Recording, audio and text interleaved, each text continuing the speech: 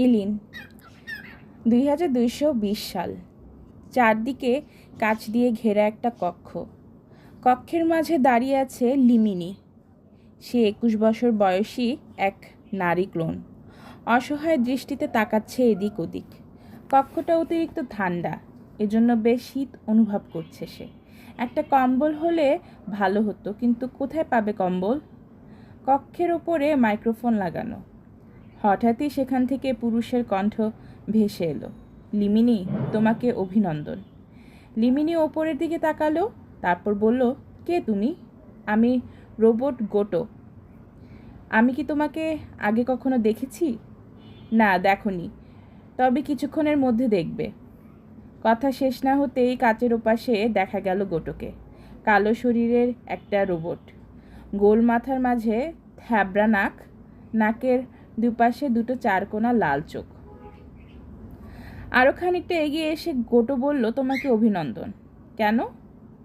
কারণ তুমি তোমার উপর অর্পিত দায়িত্ব সুন্দরভাবে শেষ করেছ। তোমার বয়স 21 হলেও তোমার কর্মকাল ছিল 4 বছর। এই 4 বছরে তোমার দায়িত্ব ছিল এক মানব সন্তানকে বড় করা। কাজটি তুমি সুচারুভাবে সম্পন্ন করেছ, এজন্য তোমাকে অভিনন্দন। তুমি জানো তুমি একটা ক্লোন। মানুষের কোষ থেকে তোমাকে সৃষ্টি করা হয়েছে মানুষেরই প্রয়োজনে। সে প্রয়োজন এখন শেষ হয়েছে। এখন তোমাকে হত্যা করা হবে। লিমিনি কিছু বলল না, চুপ থাকলো। মৃত্যুর আগে তোমাকে কয়েকটি প্রশ্ন করতে চাই। লিমিনি দীর্ঘশ্বাস ছেড়ে বলল, কি প্রশ্ন? পৃথিবীতে তোমার সবচেয়ে ভালো লেগেছে কাকে? লিমিনি একটু সময় নিল, তারপর বলল, মানুষকে। আমার দ্বিতীয় প্রশ্ন, পৃথিবীতে তুমি সবচেয়ে ঘৃণা করো কাকে? লিমিনি চোখ বুজে আবার চোখ খুলল, তারপর টেনে টেনে বলল, মানুষকে। কেন? মানুষের মধ্যে ভালোবাসা যেমন বেশি, নিষ্ঠুরতাও তেমন বেশি। পৃথিবীর সবচেয়ে বুদ্ধিমান প্রাণী হওয়া সত্ত্বেও মানুষকে হত্যা করে বেশি। তোমার উত্তরটা বেশি জটিল। যাই হোক, বিস্তারিত ব্যাখ্যার আমার প্রয়োজন নেই। আমার দায়িত্ব তোমার উত্তরগুলো গবেষণাগারে প্রেরণ করা এবং তোমাকে হত্যা করা। আমার প্রশ্ন শেষ। তুমি কি আরও কিছুদিন বাঁচতে চাও? কেন এই প্রশ্ন করছো? আমার দায়িত্ব তোমাকে প্রশ্ন করা, তাই করছি। আমি যদি কিছুদিন বাঁচতে চাই, তুমি কি আমাকে বাঁচাতে পারবে? ওই ক্ষমতা আমার নেই। আমি একটা রোবট মাত্র। তাহলে উত্তর দিয়ে লাভ কি? তুমি উত্তর দাও, হয়তো কখনো কাজে লাগবে। হ্যাঁ, আমি বাঁচতে চাই। একজন সাধারণ মানুষের মতো বাঁচতে চাই। মানুষকে বুঝতে হবে ক্লোনেরও মন আছে, আছে দুঃখ, কষ্ট, ভালোবাসা আর আবেগ। এই জন্য ক্লোনেরও বাঁচতে ইচ্ছে করে সন্তান জন্ম দিতে, মা ডাক শুনতে, তারপর সবাইকে নিয়ে সুখে শান্তিতে বসবাস করতে। শেষের কথাগুলো বলার সময় বেশ আবেগপ্রবণ হয়ে পড়ল লিমিনি। কোনো এক অজানা কারণে রোবটের লাল চোখ দুটো আরও লাল হলো। সে বলল, তুমি খুব আবেগপ্রবণ। ক্লোনদের আবেগপ্রবণ হওয়ার নিয়ম নেই, এতে শুধু কষ্টই পাবে। যাই হোক, এখন বলো তুমি কিভাবে মৃত্যুবরণ করতে চাও? আমাদের এখানে 3টি উপায় রয়েছে, ইনজেকশনের মাধ্যমে, গ্যাস প্রয়োগের মাধ্যমে অথবা ইলেকট্রিক শকের মাধ্যমে। লিমিনি কোনো কথা বলল না। গোটো বলতে থাকলো, অধিকাংশ ক্লোন গ্যাস প্রয়োগের মাধ্যমে মৃত্যুকে বেছে নেয়, কারণ গ্যাসের মাধ্যমে মৃত্যু হলে কষ্ট কম হয়। এই পদ্ধতিতে তুমি মিষ্টি একটা গন্ধ অনুভব করবে এবং 10 সেকেন্ডের মাথায় ঘুমিয়ে পড়বে। অতঃপর বিষাক্ত গ্যাস তোমার শরীরের সকল নার্ভকে অবশ করে দেবে এবং তোমার মৃত্যু ঘটবে। মৃত্যুর এই প্রক্রিয়া সম্পন্ন হতে সময় লাগবে মাত্র 3 মিনিট। তুমি কিছু টের পাবে না, মনে হবে মায়ের কোলে শুয়ে মৃত্যুবরণ করেছ। এবারও কোনো কথা বলল না লিমিনি। তুমি যদি কোনো পদ্ধতির কথা না বলো, তাহলে গ্যাস প্রয়োগের মাধ্যমে তোমার মৃত্যু আমি নিশ্চিত করব। আমার চিপসের প্রোগ্রাম এভাবেই তৈরি করা হয়েছে। আবারও দীর্ঘশ্বাস ছাড়ল লিমিনি, তারপর বলল, তুমি নিজের মৃত্যুর জন্য কোন পদ্ধতি ব্যবহার করতে? তুমি বোকার মতো কথা বলছো। আমি রোবট। আমার জীবন নেই, এজন্য আমার মৃত্যুও নেই। তবে আমাকে ধ্বংস করা হবে। মৃত্যু আর ধ্বংস হওয়ার পদ্ধতি ভিন্ন, এজন্য আমি তোমার প্রশ্নের উত্তর দিতে পারছি না। এখন বলো, কিভাবে মৃত্যুবরণ করা তোমার পছন্দের? আমার কিছু বলার নেই। তাহলে গ্যাস প্রয়োগের মাধ্যমেই হত্যা করব তোমাকে। এক্ষেত্রে মেঝেতে শুয়ে পড়া তোমার জন্য বুদ্ধিমতির কাজ হবে। তা না হলে জ্ঞান হারানোর পর ধপ করে নিচে পড়ে যাবে এবং সেক্ষেত্রে ব্যথা পেলেও পেতে পারো। লিমিনি আর কোনো কথা বলল না, মেঝেতে শুয়ে পড়ল। গোটো বলল, আবারও তোমাকে অভিনন্দন লিমিনি, তুমি তোমার দায়িত্ব সুচারুভাবে পালন করেছো। মানুষ তোমার কাছে কৃতজ্ঞ। আর হ্যাঁ, আমার হাতে আর সময় নেই। বিদায় বিদায় লিমিনি। লিমিনি মিষ্টি একটা গন্ধ অনুভব করলো, তারপরেই চোখের পাতা ভারী হয়ে আসতে লাগলো। চোখ বন্ধ হওয়ার পূর্ব মুহূর্তে তার চোখ দিয়ে দুফোঁটা অশ্রু গড়িয়ে পড়ল। কেউ বুঝতে পারল না মৃত্যুর আগে কতটা কষ্ট হয়েছিল তার বুকের মধ্যে। 3 মিনিটের মাথায় মৃত্যু হলো লিমিনির।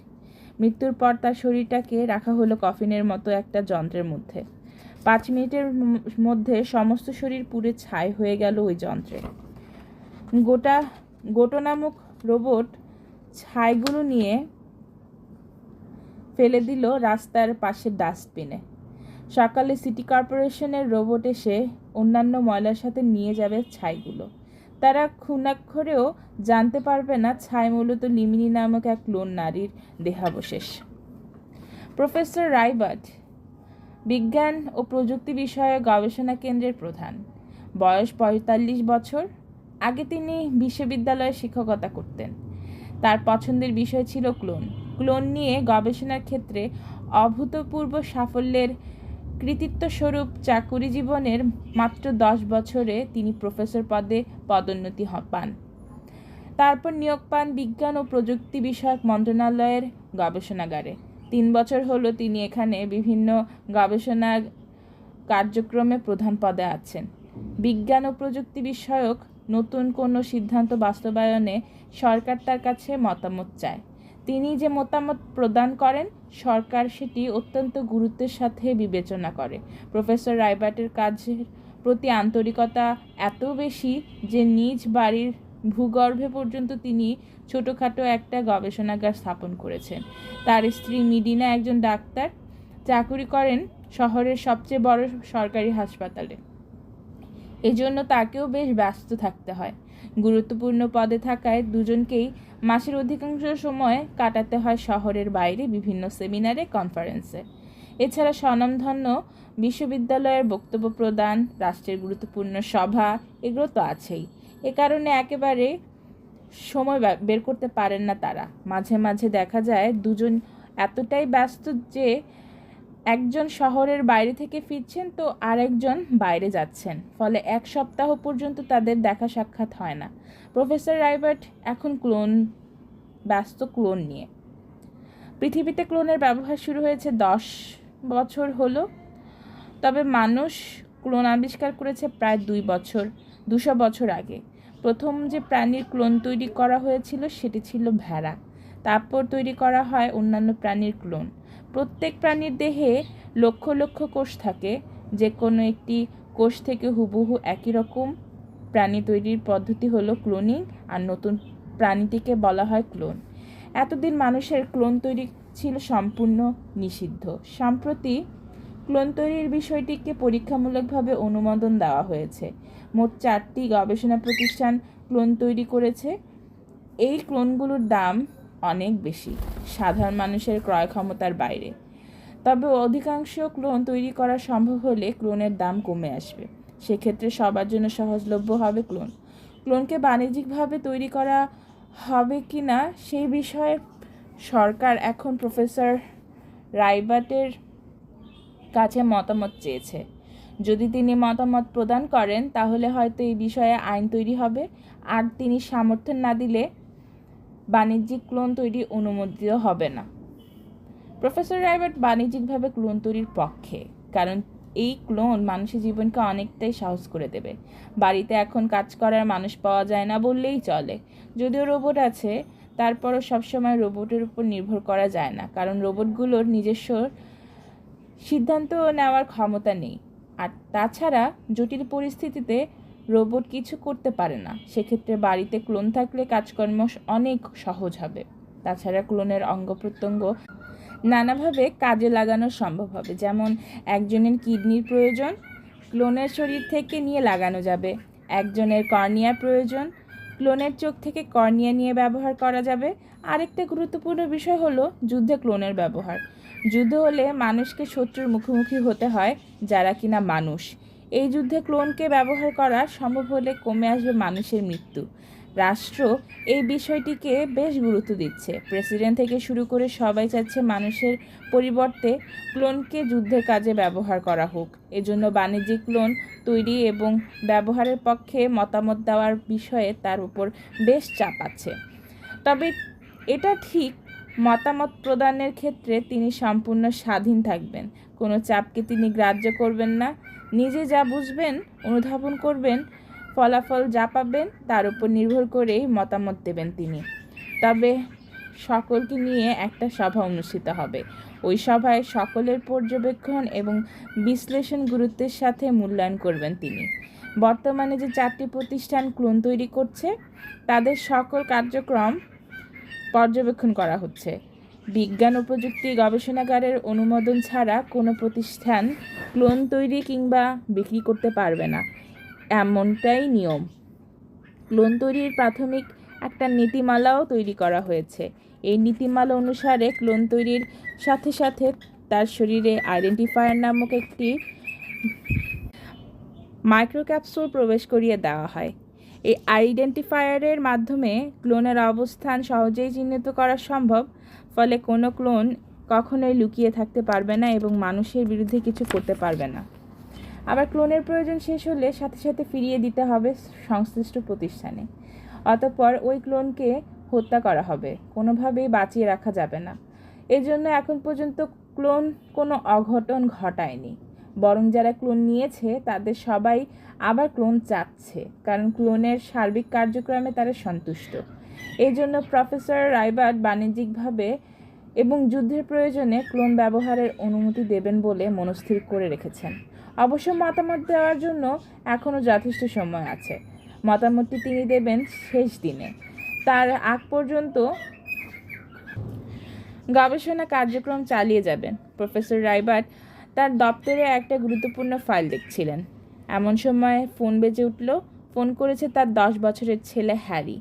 ডিসপ্লে মনিটরে ছবি দেখা যাচ্ছে। প্রফেসর রাইবার্ট একবার ভেবেছিলেন ফোন ধরবেন না, পরে মত পাল্টালেন। রিসিভ আইকনে স্পর্শ করতে হ্যারি বলল, বাবা তুমি কোথায়? অফিসে। এখনও অফিসে কেন? অনেক কাজ বাবা, অফিসের টাইম তো শেষ। তারপরও কাজ থাকে, খালি কাজ আর কাজ। আমি বাসায় একা একা কি করব? বোবো কোথায়? বোবো তো রোবট, একটা গর্ধব। ওর সাথে কি সময় কাটানো যায়? বোবো গর্ধব না বাবা, 5ম মাত্রার রোবট, কিন্তু অনেক অর্থ ব্যয় হয়েছে। কাজ করার জন্য বোবো অনেক ভালো, কিন্তু খেলাধুলা করার জন্য নয়। জটিল আর নতুন কিছু একটা দিলেই ওর মাথা গরম হয়ে ওঠে। জটিল কাজ ওকে দেওয়া কি দরকার? দরকার আছে বাবা, একই খেলা খেলতে কতক্ষণ ভালো লাগে। নতুন আর জটিল জটিল বিষয়গুলো আনন্দের। তুমি চলে এসো বাবা। তোমার মা কি আসেনি? না। কথা হয়েছে? না, দেখাও হয়নি। আমি যখন স্কুলে যাই তখন মা ঘুমাচ্ছিল, আর এসে দেখি হাসপাতালে গেছে। আজ অবশ্য তোমার মায়ের তাড়াতাড়ি ফেরার কথা। আমাকে তো বললো আগেই ফিরবে। দেখি, কথা বলে দেখি। আর তোমরা মুখে বলো একরকম, করো অন্যরকম। আমি কথা দিচ্ছি। কথা শেষ করতে পারলেন না প্রফেসর রাইবার্ট। হ্যারি ফোন কেটে দিল। দীর্ঘশ্বাস ছেড়ে ডানে বামে মাথা নাড়লেন তিনি। ছেলে তার বড় অভিমানী। ইদানিং অল্পতেই অভিমান করে, তিনি বুঝতে পারছেন, কিন্তু কিছু করতে পারছেন না, কারণ তার স্ত্রী দুজনের ব্যস্ততা বড় বেশি। তারপরও তিনি ঠিক করলেন দ্রুত আজ বাড়ি ফিরবেন। হ্যারি ড্রয়িং রুমে পায়চারি করছে। তাদের দোতলা বাড়িটা অনেক জায়গা নিয়ে। দেয়ালের মধ্যেই আছে 3 একর জমি। পেছনের দিকে বাইরেও নাকি জমি আছে। তারপর শুরু হয়েছে বন। বাড়ির সীমানার মধ্যে নানা রকম ফুলের ফলের গাছ রয়েছে, বড় বড় কাঠের গাছও। বাড়িটা শহর থেকে অনেকটা দূরে নির্জন জায়গায়। এজন্য মানুষজনের বসবাস নেই তার সমবয়সী কোনো ছেলে কিংবা মেয়ে। এজন্য তার সময় কাটানো আরও কঠিন। একটা ভ্যাকিউম ক্লিনার হাতে প্রবেশ করেছিল লুকু 3য় মাত্রার কর্মী রোবট। বাড়ির সকল কাজ লুকুই করে, রান্না করা, থালাবাটি ধোয়া, বাগানের যত্ন নেওয়া, প্রয়োজনীয় পরিষ্কার পরিচ্ছন্নতা করা, নিরাপত্তা নিশ্চিত করা, সবই লুকুর দায়িত্ব। 4 ফুট উচ্চতার পুরুষালী কণ্ঠের লুকু সবসময় ব্যস্ত থাকে কাজ নিয়ে, তার যেন কাজের শেষ নেই। হ্যারিকে দেখে লুকু বলল, কি ব্যাপার হ্যারি, তুমি এভাবে এদিক ওদিক হাঁটছো কেন? আমার কিছু করার নেই। কেন? বোবোর সাথে খেলো। বোবো তো একটা গর্দভ, ওর সাথে কি খেলবো? এটা ঠিক বললে না। বোবো গর্দভ না, গাধা না, বোবো একটা রোবট। তোমাদের মতো রোবটদের নিয়ে এই এক সমস্যা, আবেগ বুঝতে পারো না। কি বলতে চাচ্ছি তাও বোঝার ক্ষমতা নেই তোমাদের। আমি বলতে চেয়েছি যে বোবোর বুদ্ধি একটা গাধার সমানও না। তুমি সঠিক বলছো না। বোবোর বুদ্ধির মাত্রা 5, গাধার থেকে বেশি, আমার থেকেও বেশি। হ্যারি খানিকটা বিরক্ত হয়ে বলল, আমার কাছে মনে হয় বোবোর বুদ্ধি গাধার থেকেও কম। না না হ্যারি, এটা ঠিক না। তুমি ভুল কিছু শিখবে তা আমরা চাই না। মানুষের বুদ্ধির মাত্রা 10, গাধার বুদ্ধির মাত্রা 2, আমার 3, বোবোর 5। সত্যি কথা বলতে কি, গাধার বুদ্ধির মাত্রা আমার থেকেও কম। হ্যারির ইচ্ছা হলো লুকুকে বিভ্রান্ত করে দেওয়ার, মাঝে মাঝে সে এরকম করে। তাই বলল, তোমার কর্মকাণ্ডে কখনোই প্রতীয়মান হয় না যে তুমি গাধার থেকে বুদ্ধিমান। আমার বিশ্বাস তোমার বুদ্ধির মাত্রা 1 কিংবা তারও কম। কিভাবে বললে? গাধা যা পারে আমি সবই পারি। না, পারো না। গাধা তার বাবা মা সন্তানকে ভালোবাসতে পারে, কিন্তু তুমি পারো না। আমি রোবট, আমার বাবা মা কিংবা সন্তান নেই, ভালোবাসবো কিভাবে? এ কারণেই বলছি, গাধা যা পারে তুমি পারো না। লুকু ডানে বামে মাথা ঝাঁকিয়ে দিল। কিছুটা হলেও বিভ্রান্ত হয়েছে লুকু। বলল, তোমার যুক্তিটা ঠিক আমি মানতে পারছি না, আবার উপেক্ষাও করতে পারছি না। যাই হোক, এ বিষয়ে আমি তোমার সাথে পরে কথা বলবো। আগে হাতের কাজগুলো শেষ করি। আমাকে রুমটা ফাঁকা করে দাও, ভ্যাকিউম ক্লিনার দিয়ে পরিষ্কার করতে হবে। হ্যারি এবার নিজের কক্ষে এলো। রাত 8টা বাজে, তখন তার পড়ার সময়। অথচ পড়তে বসতে ইচ্ছে করছে না। আসলে একা একা বাড়িতে তার ভালো লাগে না। বাইরে বের হতে ইচ্ছে করে, কিন্তু যাওয়ার উপায় নেই। নানা রকম বিধিনিষেধ, এত বিধিনিষেধ মেনে চলা কষ্টকর।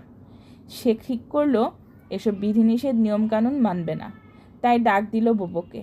বোবো ছোটোখাটো মিষ্টি চেহারার একটা রোবট, মাথাটা গোল, চোখ দুটো সবুজ, চেহারায় মায়া মায়া ভাব আছে, যে কেউ দেখলে পছন্দ করবে।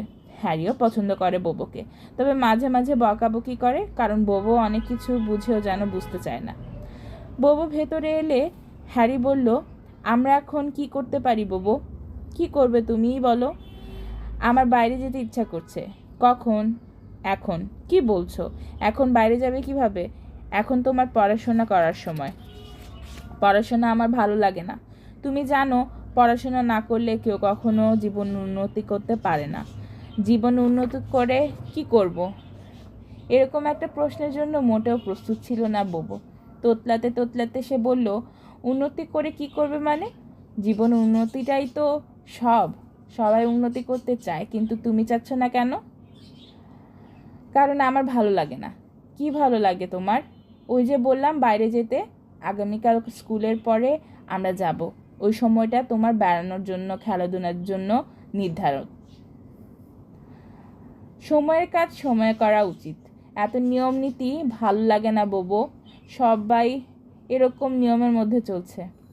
হ্যারি জানালার কাছে এসে বলল, আমি নিয়মের বাইরে যেতে চাই। চলো বাগানে যাই। না, রাতে বাগানে অনেক পোকামাকড় থাকে, এগুলো কামড় দিলে বিপদে পড়তে হবে। ইদানিং হিনিলিয়া অসুখটা বৃদ্ধি পেয়েছে। এই অসুখ মশার মাধ্যমে ছড়ায়। কারো হলে দ্রুত হাসপাতালে ভর্তি করতে হয়, তা না হলে বাঁচানো কঠিন হয়ে পড়ে। গতকাল 2 জন মারা গেছে, তার আগের দিন মারা গেছে 3 জন, আর তার আগের দিন 1 জন। কাজেই শুধু শুধু নিজের জন্য বিপদ ডেকে আনবে কেন? হ্যারি হঠাৎ ঘুরে বলল, তোমার দেখে সব মুখস্থ। আজ তাহলে এক কাজ করি। কি কাজ? আমরা নিজেরাই রান্না বান্না করি। রান্না করার জন্য লুকও আছে। আর তাছাড়া তুমি জীবনে রান্না করোনি। রান্না করতে গেলে হাত কিংবা অন্য কোথাও তোমার পুড়ে যেতে পারে, তখন শরীরে অনেক যন্ত্রণা হবে। তাহলে কি করব? পড়াশোনা করো। এখন তোমার পড়ার সময়। আমি ঠিক করেছি আর পড়াশোনা করব না। বোবোর চোখ দুটো বড় বড় হয়ে গেল। সে টেনে টেনে বলল, তুমি যা বলছো তা অযৌক্তিক। অযৌক্তিক হলেও আমি পড়াশোনা করব না। দেখি এই পৃথিবীতে আমি বেঁচে থাকতে পারি কি না। অনেক আগে মানুষ যখন শিক্ষিত ছিল না, তখনও তারা বেঁচে থাকতো। আমি ওদের মতো বেঁচে থাকবো। ওই জীবন বড় কষ্টের ছিল। কষ্টের হলেও ওই জীবনে আবেগ ছিল, আনন্দ ছিল, নতুনত্ব ছিল, ছিল ভালো লাগা আর ভালোবাসা। এখন কিছুই নেই, কিছুই নেই। সবই কৃত্রিম আর একঘেয়ে। এই জন্য আমি আর পড়াশোনা করব না। কথাগুলো বলে হ্যারি টেবিলের কাছে গেল। তারপর বই খাতা সব ছুঁড়ে ফেলে দিতে লাগলো। বোবো তাকে নিবৃত্ত করার জন্য চেষ্টা করলেও পারল না। শেষে ফোন করলো প্রফেসর রাইবার্টকে। ডাক্তার মিলিনার বাসায় ফিরতে রাত 10টা বেজে গেল। লুকু রোবট তাকে আগেই জানিয়েছে যে হ্যারি রাগ করে বই খাতা সব ছুঁড়ে ফেলে দিয়েছে এবং রাতে কিছু খায়নি। ডাক্তার মিলিনা অবশ্য অনুধাবন করলেন হ্যারির রাগের যথেষ্ট কারণ আছে। কারণ বলতে গেলে সে সারাদিন একা একা থাকে। তিনি একবারেই সময় দিতে পারেন না। ইদানিং কাজের চাপ বেশি, এজন্য সময় বের করাটা কঠিন হয়ে পড়েছে। হ্যারি খাটে উপুর হয়ে শুয়েছিল। ডাক্তার মলিনা হ্যারির মাথায় হাত বুলিয়ে দিয়ে বললেন, আমি দুঃখিত বাবা, আমার আসতে দেরি হয়ে গেল। হ্যারি কোনো কথা বলল না। আমার দিকে তাকাও। আগের মতোই শুয়ে থাকলো হ্যারি। আমি কথা দিচ্ছি তোমাকে নিয়ে ঘুরতে যাব। এবারও কোনো সাড়া দিল না হ্যারি। হ্যারি, আমার কথা শোনো, আমার দিকে তাকাও। রাতের খাবার খেতে হবে। কিছু খাওনি, এটা তো ঠিক না। বই খাতা ছুঁড়ে ফেলছো, ভালো কথা, কিন্তু খাবার তো খাবে। হ্যারি মুখ না তুলেই বলল, আমি খাবো না। কেন? আমার ক্ষুধা নেই। ডাক্তার মিলিনা হ্যারির মাথায় চুমু খেয়ে বললেন, আমি বুঝতে পারছি তুমি আমার উপর রেগে আছো। তোমার জায়গায় আমি হলে আমিও রেগে থাকতাম। আমার ভুল হয়েছে, আর এরকম হবে না। চলো দুজনে খেয়ে নেব, তারপর গল্প করব। আজ রাতে তুমি আমার কাছে ঘুমাবে। আমি তোমাকে মজার গল্প শোনাবো। কি মজার গল্প? টেনে টেনে বলল হ্যারি। তুমি যেরকম গল্প শুনতে চাইবে সেরকম। আমি আদিম যুগের গল্প শুনতে চাই, যখন মানুষ জঙ্গলে বাস করত। ঠিক আছে, তাই শোনাবো। অবশ্যই এই গল্প তো তোমাকে বোবোই শোনাতে পারে। ওর চিপসে কমপক্ষে 1,00,000 গল্প আছে। বোবো কি তোমাকে গল্প শোনায় না? বোবোর কাছে গল্প শুনতে ভালো লাগে না। কেন? জানি না মা, আমি তোমার কাছে গল্প শুনতে চাই। ঠিক আছে, আমি তোমাকে গল্প শোনাবো, এসো আমার সাথে। হ্যারি শোয়া থেকে উঠলো, তারপরে এলো ডাইনিংয়ে। বলল, বাবা আসবে না? তোমার বাবার দেরি হবে। অনেক দিন হলো আমরা একসাথে খাবার খাই না, তাই না মা? আসলে তোমার বাবা খুব ব্যস্ত, তবে সে বলেছে তোমাকে নিয়ে দূরে কোথাও ঘুরতে যাব। আমি যাব তোমাদের সাথে। কমপক্ষে 7 দিন নিরিবিলি থাকবো। এ সময় তোমার সাথে খেলবো, মজা করব, অনেক আনন্দ করব। কবে ঘুরতে যাব তোমার বাবার সাথে আলোচনা করে ঠিক করব। কথার মাঝে দুবার ফোন এলো ডাক্তার মিলিনার। 5 মিনিট করে দুবার 10 মিনিট তিনি শুধু ফোনেই কথা বললেন। হ্যারির আবার মন খারাপ হলেও তা সে প্রকাশ করলো না। আজ সে তার মায়ের কাছে গল্প শুনবে, এটা তার জন্য অনেক বড় আনন্দের। ডাক্তার মিলিনা সত্যি রাতে গল্প বলতে শুরু করলেন। আদিম মানুষের গল্প, কিভাবে তারা জঙ্গলে বাস করত এবং কঠিন জীবনযাপন করত। জীবিকা নির্বাহের জন্য তাদের শিকার করতে হতো বন্যপ্রাণী, মাছ। কাজটা খুব সহজ ছিল না। হঠাৎই প্রশ্ন করলো হ্যারি, ওরা থাকতো কোথায়? গুহার মধ্যে। আর ইলেকট্রিসিটি আসতো থেকে? তখন ইলেকট্রিসিটি ছিল না। আদিম মানুষেরা আগুন জ্বালিয়ে রাখতো, তা না হলে জোনাকি পোকা গুহার মধ্যে এনে রেখে দিত। জোনাকি পোকা কি মা?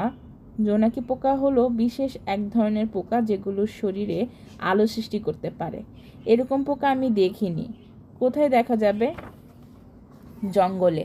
আমি দেখতে চাই মা, তুমি কি আমাকে দেখাবে?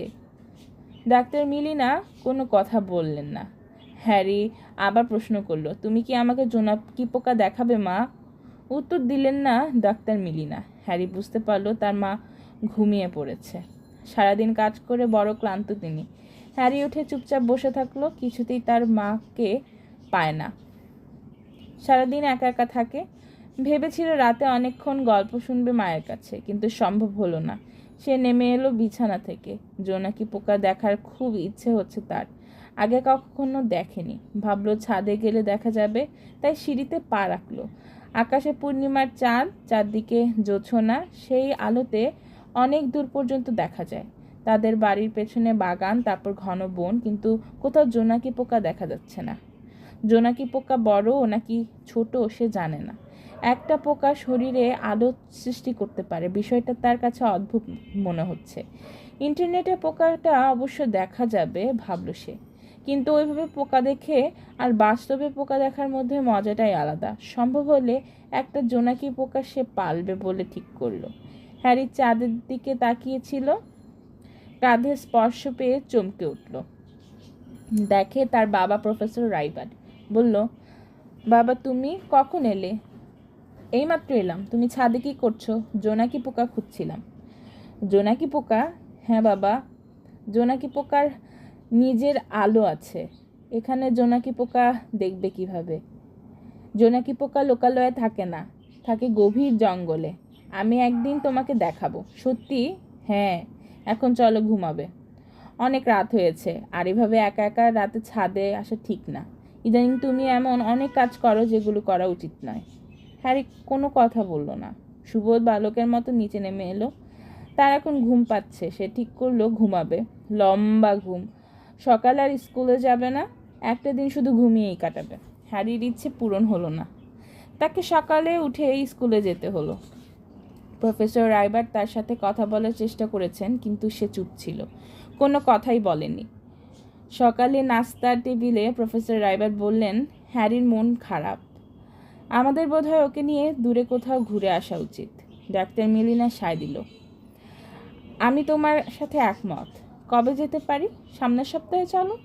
ঠিক আছে, এভাবেই পরিকল্পনা করি। কিন্তু সমস্যা হচ্ছে এখন কাজের চাপ খুব বেশি। তারপরেও চেষ্টা করব। তুমি ছুটি পাবে তো? আমি আমার সর্বাত্মক চেষ্টা করব। তাহলে প্রস্তুতি নিয়ে ফেলি। হ্যারির পড়াশোনা কেমন চলছে?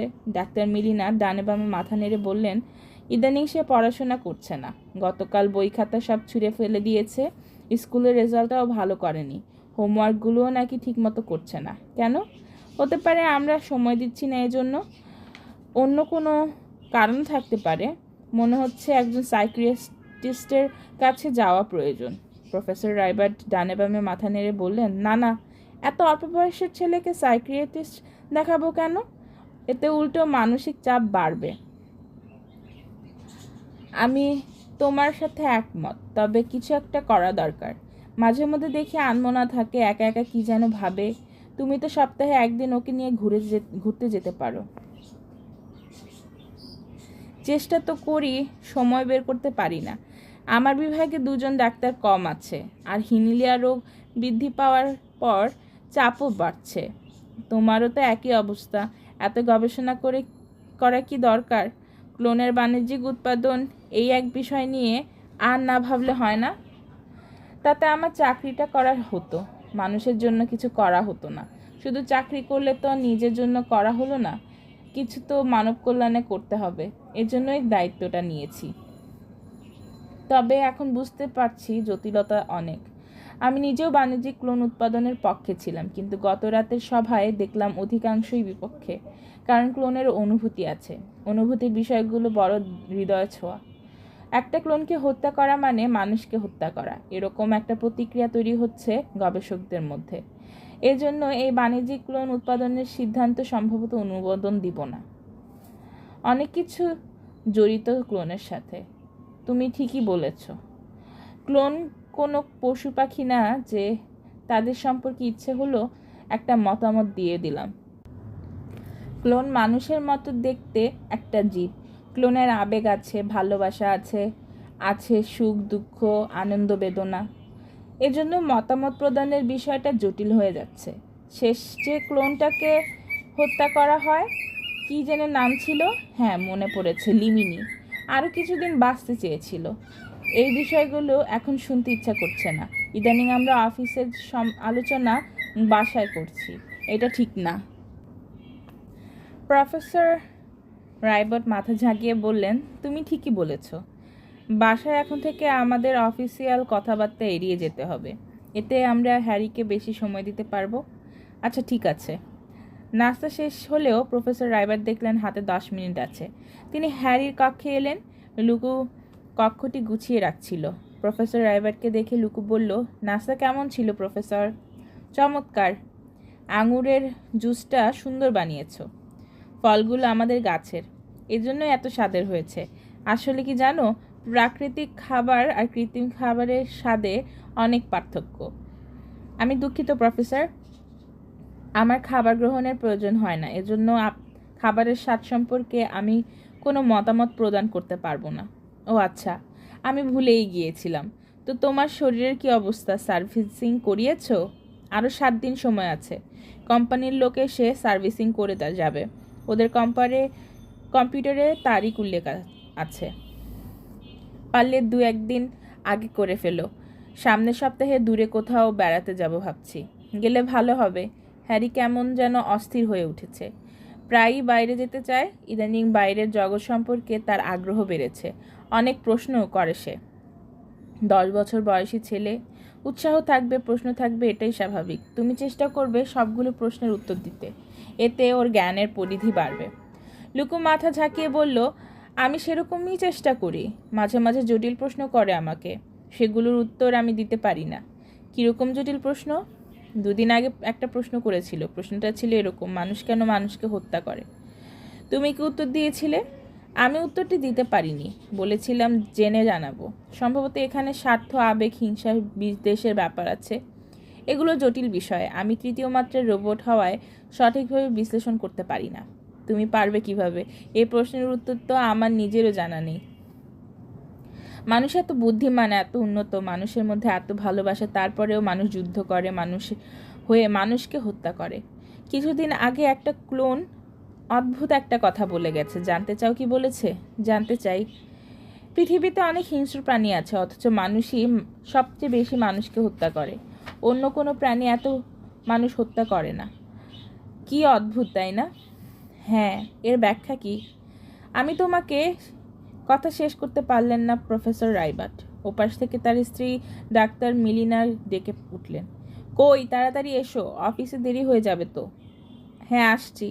প্রফেসর রাইবার্ট নিচে নেমে এলেন। প্রোগ্রাম নিয়ন্ত্রিত গাড়ি অপেক্ষা করছে। এই গাড়ির কোনো চালক নেই। উঠে বসলে নির্ধারিত গন্তব্যে নিয়ে যাবে। ডাক্তার মিলিনা আগেই উঠেছেন। প্রফেসর রাইবার্টও উঠলেন। গাড়ির প্রোগ্রাম 5, 4, 3, 2, 1 গুণে চলতে শুরু করলো। প্রফেসর রাইবার্ট অফিসে বসে আছেন। তার সামনে বসা কমান্ডার বিক্স, দুজন সমবয়সী। কমান্ডার বিক্সের হওয়ারই কথা ছিল গবেষণাগারের প্রধান, কিন্তু হঠাৎ করে মন্ত্রণালয় প্রফেসর রাইবার্টকে গবেষণাগারের সর্বোচ্চ পদে পদোন্নতি করেন। এজন্য প্রথম থেকে কমান্ডার বিক্স প্রফেসর রাইবার্টকে ভালোভাবে গ্রহণ করেনি। প্রফেসর রাইবার্ট অবশ্য সবসময় চেষ্টা করেছেন কমান্ডার বিক্সের আপন করে নেওয়ার জন্য, কিন্তু বিক্সের অসহযোগিতার কারণে তা হয়ে ওঠেনি। দূরত্ব তাদের মধ্যে রয়েই গেছে। এই দূরত্বের কারণে নানা ধরনের জটিলতার উদ্ভব হয়। এজন্য কোনো কারণ ছাড়াই কমান্ডার বিক্স দ্বিমত পোষণ করেন গুরুত্বপূর্ণ সিদ্ধান্তে। প্রফেসর রাইবার্ট চাইলেও তাকে উপেক্ষা করতে পারেন না, কারণ তিনি গবেষণাগারের দ্বিতীয় গুরুত্বপূর্ণ ব্যক্তি। কমান্ডার বিক্স একটা ফাইল এগিয়ে দিয়ে বললেন, লিওক্স প্রতিষ্ঠান আরও 100 ক্লোন তৈরি করতে চাচ্ছে প্রফেসর। ফাইলটি হাতে নিয়ে প্রফেসর রাইবার্ট বললেন, এখন পর্যন্ত ওরা কতগুলো ক্লোন তৈরি করেছে? 20টি, এবং সবগুলোতে সফল। আমি জানি, কিন্তু হঠাৎ এত সংখ্যা বেশি কেন? ওদের ক্লায়েন্ট আছে। উৎপাদনের সাথে সাথে কিনে নেবে তারা। 100 ক্লোন তো বাণিজ্যিক উৎপাদনের পর্যায়ে পড়ে। আমরা বাণিজ্যিক উৎপাদনের অনুমোদন কখনো কাউকে দেইনি। সরকার কর্তৃক অনুমোদন না পাওয়া পর্যন্ত আমরা তাদেরকে এত ক্লোন উৎপাদনের অনুমতি দিতে পারবো না। সরকার কর্তৃক অনুমোদনের বিষয়টি বিলম্বিত হচ্ছে আপনারই কারণেই। আপনি রাজি হলেই হয়। বিষয়টা সহজ নয়। আমার গবেষণার আরও কিছু কাজ বাকি আছে। আমার মনে হয় দেরি করা ঠিক হবে না। আজ হোক কাল হোক ক্লোনের বাণিজ্যিক উৎপাদন শুরু হবেই। এক্ষেত্রে অহেতুক দেরি করে লাভ কি? গবেষণার চূড়ান্ত ফলাফল বিচার বিশ্লেষণ না করে আমি কোনো মতামত দেব না। আমাকে শুধু আমার নিজেরকে নিয়ে ভাবলে চলবে না, ভাবতে হবে সম্পূর্ণ মানবজাত সমাজকে নিয়ে, পৃথিবীকে নিয়ে। লিওক্স অনেক বড় কোম্পানি, ওরা ইতোমধ্যে ক্লোন উৎপাদনের জন্য বিনিয়োগ করে ফেলেছে। ওটা ঠিক করেনি, ওদের বাণিজ্যিক স্ট্র্যাটেজি অনুযায়ী হয়তো ঠিক আছে, ওটা ওদের ব্যাপার। যত খুশি ওরা বিনিয়োগ করুক, কিন্তু ক্লোন উৎপাদনের অনুমতি আমি ওদের দেব না। যদি দেখি সত্যি আমাদের অনুমোদন ছাড়া ক্লোন তৈরি করছে, তাহলে ওদের বিরুদ্ধে কঠোর ব্যবস্থা নেব। আমাদের বোধহয় বাস্তবতা বুঝতে হবে। প্রফেসর রাইবার্ট জোর দিলে বললেন, আমাদের আইনও মানতে হবে। আইনের প্রয়োগ আর বাস্তবতার মধ্যে কি কোনো ভারসাম্য সৃষ্টি করতে পারি না আমরা? না, পারি না। খুব ছোটোখাটো কোনো বিষয় হলে হয়তো পারতাম, কিন্তু ক্লোন তৈরি অত্যন্ত স্পর্শকাতর বিষয়। এজন্যই এই ফাইলটিকে আমি এত সহজে অনুমোদন দেব না। গতকালকের সভায় নিশ্চয়ই লক্ষ্য করেছেন, অধিকাংশ সদস্য ক্লোনের বাণিজ্যিক উৎপাদনের বিপক্ষে মতামত দিয়েছেন। বিষয়টি আপনি আবার বিবেচনা করতে পারেন। না, আমি আইনের বাইরে কিছু করব না। কথাগুলো বলে ফাইলটি ফেরত দিলেন প্রফেসর রাইবার্ট।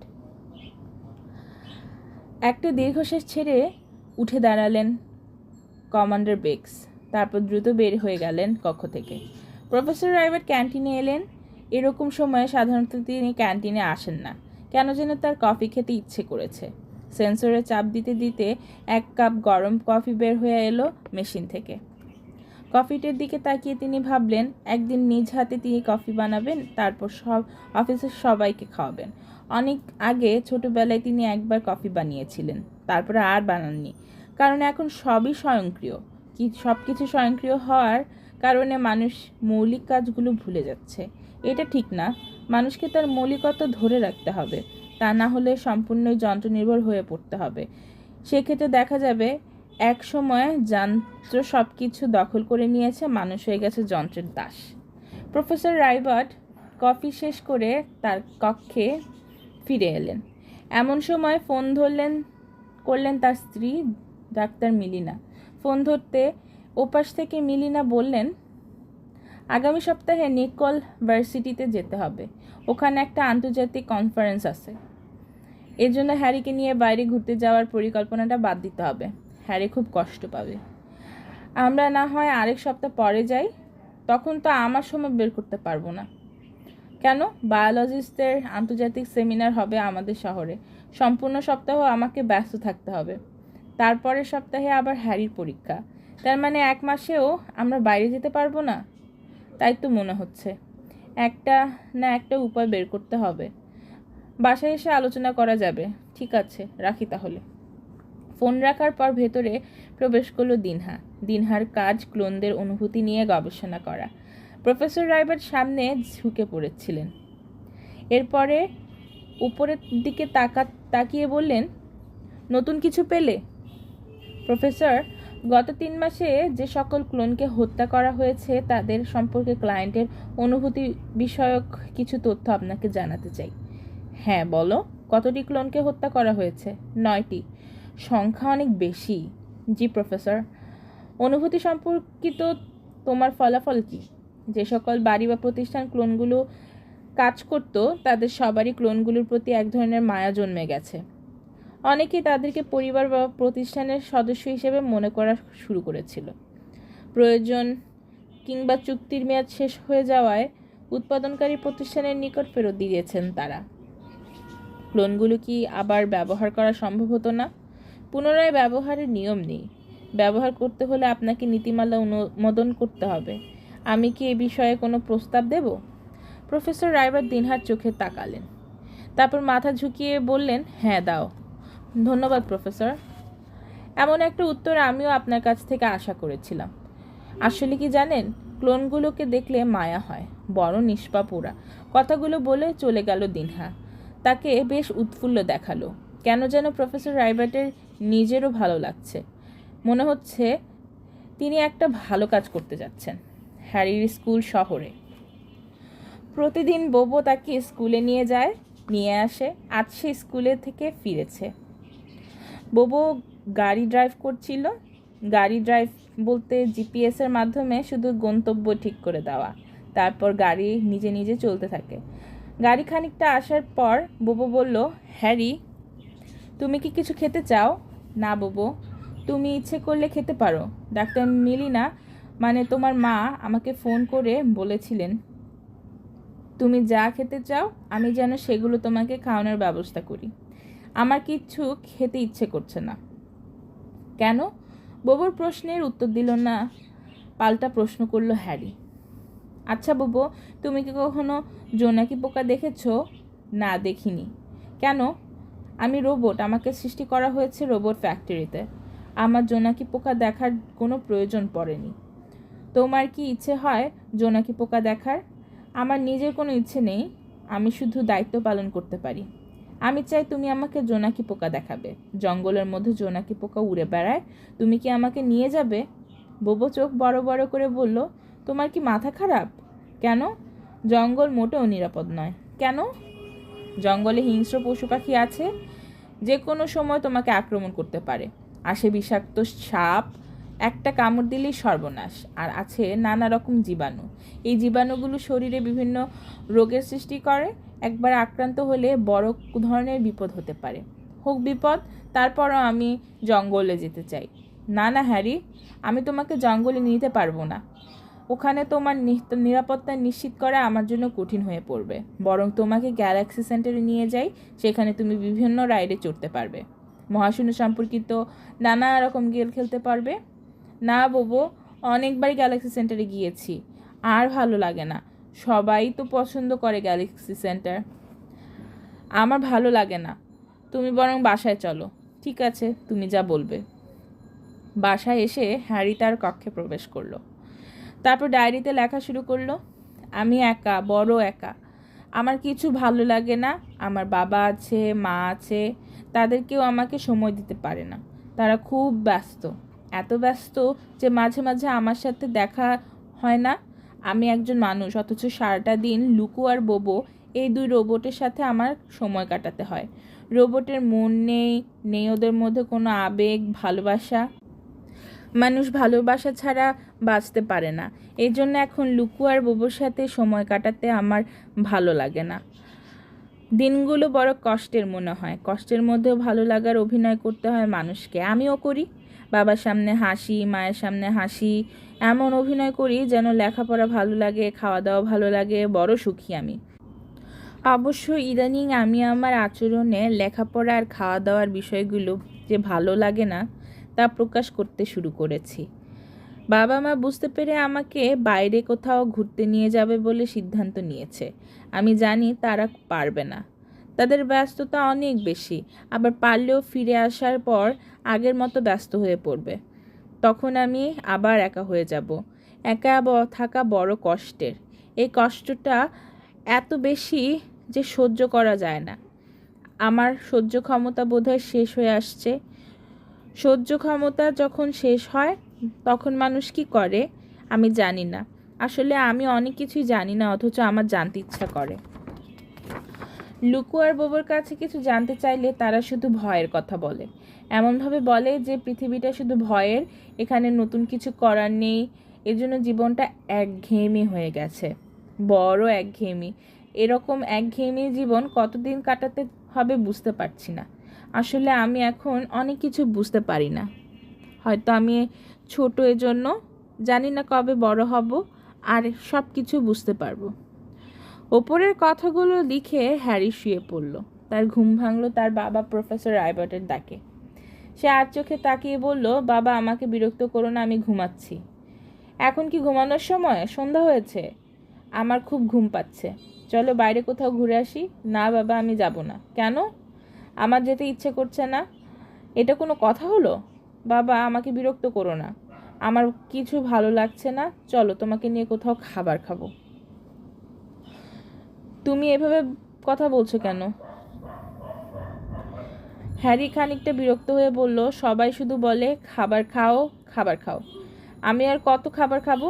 তুমি এভাবে কথা বলছো কেন? হ্যারি এবার কোনো কথা বলল না, চুপ থাকলো। প্রফেসর রাইবার্ট হ্যারির মাথায় হাত বুলিয়ে দিলেন, তারপর টেনে টেনে বললেন, চলো বাইরে যাই, তোমাকে নিয়ে আজ অনেকক্ষণ ঘুরবো। হ্যারি আগের মতোই নিরুত্তর থাকলো। প্রফেসর রাইবার্ট লক্ষ্য করলেন হ্যারির দু চোখে বেয়ে পানি গড়িয়ে পড়ছে। মনটা তার খুব খারাপ হয়ে গেল। বুঝতে পারলেন বড় অন্যায় হয়ে যাচ্ছে। যে সন্তানকে তিনি জন্ম দিয়েছেন তাকে সময় দিতে পারছেন না, তার শৈশবকে আনন্দময় করতে পারছেন না। এর থেকে ভয়ঙ্কর কিছু হতে পারে না। তার ভয় আরও বাড়ল যখন টেবিলের উপর রাখা ডায়েরির লেখাগুলো পড়লেন। বুঝলেন এখনই কিছু করতে হবে, তা না হলে অনেক দেরি হয়ে যাবে। প্রফেসর রাইভার বিখ্যাত মনোরোগ বিশেষজ্ঞ কিলহামের কাছে এসেছেন। তার সাথে তার স্ত্রী ডাক্তার মিলিনা এবং হ্যারিও আছে। মনোরোগ বিশেষজ্ঞ কিলহাম প্রথমে হ্যারির সাথে একা একা কথা বলার সিদ্ধান্ত নিলেন। হ্যারি একেবারে চুপ হয়ে আছে। হ্যারিকে তিনি যে কক্ষে নিয়ে এলেন সেটা মূলত শিশু কিশোরদের জন্য তৈরি। নানা রকম খেলনা আর ছোট বড় রোবট আছে কক্ষটিতে, কিন্তু হ্যারির সেদিকে খেয়াল নেই। সে চেয়ারে বসে ঢুলছে। কিলহাম বললেন, হ্যারি, তোমার কি ঘুম পাচ্ছে? হ্যারি উপরে না তাকিয়ে বলল, হ্যাঁ। এখন ঘুম পাবে কেন? এখন তো দিন। আমার ঘুম পাচ্ছে। চলো আমরা খেলি। না, আমার খেলতে ইচ্ছা করছে না। কিলহাম একটু সময় নিলেন, তারপর বললেন, তোমার কি করতে ইচ্ছা করে? কি করলে তুমি খুশি হবে? আমি জানি না। কেন জানো না? আমার কিছু ভালো লাগে না। তোমার বাবা মা অত্যন্ত ভালো মানুষ। তোমাদের অর্থবিত্ত, ধন সম্পদ সব কিছু আছে। বাড়িতে তোমাকে দেখাশোনার জন্য দুটো রোবটও আছে। তারপরও তোমার কেন ভালো লাগে না? আমি জানি না। তোমার বাবা মা কি তোমাকে আদর করেন না? হ্যাঁ, করেন। কে তোমাকে বেশি ভালোবাসে, তোমার বাবা নাকি মা? দুজনেই ভালোবাসে আমাকে। তাহলে সমস্যা কোথায়? আমি জানি না। শুনেছি তুমি নাকি স্কুলেও যেতে চাও না। স্কুল ভালো লাগে না। স্কুল তো মজার জায়গা না, ভালো না লাগার কোনো কারণ নেই। তোমার সমবয়সী অনেক ছেলে মেয়ে আছে, তাদের সাথে তুমি খেলবে, ঘুরবে, মজা করবে, আনন্দ করবে। স্কুলে শুধু পড়া আর পড়া। এত পড়াশোনা ভালো লাগে না। তাহলে কি ভালো লাগে? হ্যারি টেবিলের ওপর মাথা রেখে একবার চোখ বন্ধ করলো, তারপর বলল, শুয়ে থাকতে ভালো লাগে। শুধু শুয়ে থাকতে? মনোরোগ বিশেষজ্ঞ কিলহাম আর কোনো প্রশ্ন করলেন না। তিনি ফিরে এলেন প্রফেসর রাইবার্ট আর ডাক্তার মিলিনার কাছে। দীর্ঘশ্বাস ছেড়ে বললেন, হ্যারি বিষণ্ণতায় আক্রান্ত। আমরা একে বলি ডিপ্রেশন। বয়স অল্প হওয়ায় সে যে কোনো সময় বড় ধরনের ভুল করে ফেলতে পারে, যেমন বাড়ি থেকে বের হয়ে যেতে পারে কিংবা তার থেকেও খারাপ কিছু। তবে আতঙ্কিত হওয়ার কোনো কারণ নেই, তাকে সুস্থ করা সম্ভব হবে। এক্ষেত্রে সবচেয়ে গুরুত্বপূর্ণ ভূমিকা পালন করতে হবে আপনাদের দুজনকে। সত্যি কথা বলতে কি, হ্যারির সঙ্গ চায় আপনাদের। সে একা, আসলেই একা। রোবট তার মনের চাহিদা পূরণ করতে পারছে না। অনেক আগে বাবা মায়েরা দুটো সন্তান নিত। এতে সুবিধা ছিল, বাবা মায়ের অনুপস্থিতিতে তাদের দুজনের একজন অন্যজনের সঙ্গী হতে পারত, একসাথে সময় কাটাতে পারত, দুজনে খেলতে পারত, মনের ভাব প্রকাশ করতে পারত। এখন তো মানুষেরা একটা সন্তানই নিতে চায় না, আর দুই সন্তান তো দূরের কথা। যাই হোক, আপনাদের আতঙ্কিত হওয়ার কোনো কারণ নেই। হ্যারি ডিপ্রেশনের যে পর্যায়ে আছে তাকে সহজেই সুস্থ করা সম্ভব, যদি কিনা আপনারা তাকে যথেষ্ট সময় দেন। ডাক্তার মলিনা এবার বললেন, আসলে আমরা খুব ব্যস্ত। আমি জানি, কিন্তু কিছু করার নেই। সন্তান নিশ্চয়ই আপনাদের কাছে বেশি গুরুত্বপূর্ণ। তা তো অবশ্যই। তাহলে বছরখানেকের জন্য অফিস থেকে ছুটি নেন, ওই সময়ে কাটান হ্যারির সাথে। 1 বছর? হয়তো এত সময় লাগবে না। এমন হতে পারে আপনি ছুটি নিচ্ছেন, এই কথা শুনলেই হ্যারি সুস্থ হয়ে উঠবে। প্রফেসর রাইবার্ট, আপনাকেও আমি একই কথা বলবো। আপনারা দুজনেই জানেন, মানুষ সামাজিক জীব, সমাজে দলবদ্ধভাবে বাস করতে চায়, একত্রে থাকতে চায়, পারস্পরিক সঙ্গ চায়। শিশু কিশোরদের ক্ষেত্রে এই সঙ্গটা দরকার বেশি। হ্যারি একেবারে নিঃসঙ্গ হয়ে পড়েছে। যদি খুব বেশি সমস্যা হয় তাহলে দুজন আলাদা আলাদা ছুটি নিতে পারেন। একজনের ছুটি শেষ হলে দ্বিতীয়জন নিলেন। তারপর পর্যায়ে সময় দিলেন হ্যারিকে। স্কুলে নিয়ে গেলেন, খেলতে গেলেন, ঘুমানোর সময় গল্প শোনালেন। এরকম কর্মকাণ্ড করলেই হ্যারি সুস্থ হয়ে উঠবে। প্রফেসর রাইবার্ট বললেন, কোনো ওষুধ দেবেন না? ওষুধ